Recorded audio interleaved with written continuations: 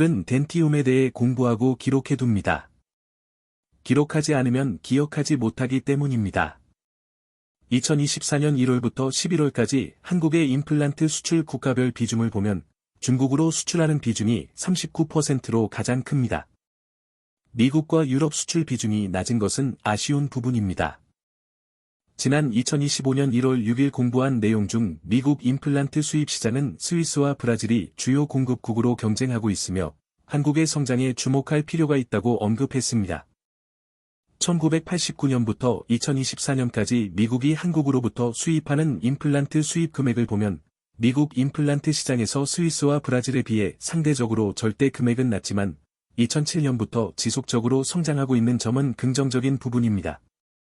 한국의 임플란트 수출 비중이 39%로 가장 큰 중국은 수출 금액이 감소하는 추세에 있다는 점은 부정적인 부분입니다.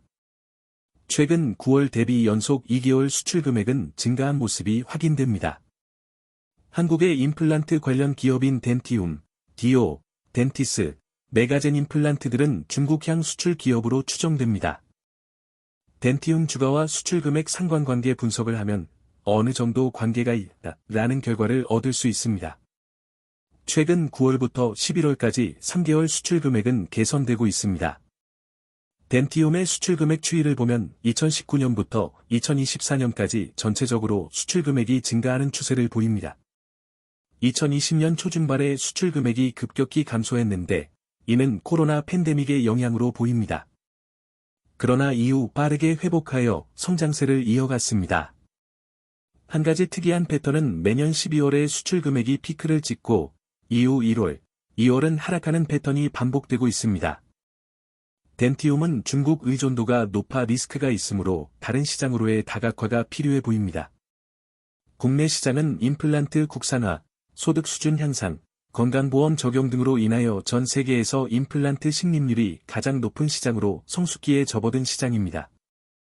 인구 1만 명당 임플란트 식립률이 한국이 제일 높은 시장입니다. 덴티움은 임플란트 시장에서 성장하고 있는 미국 시장 공략에 집중할 필요가 있다고 판단됩니다. 중국 경기 회복 흐름은 아직 불안하고 더디기만 합니다. 오늘은 덴티움에 대해 알아보았습니다. 수고 많으셨습니다. 고맙습니다.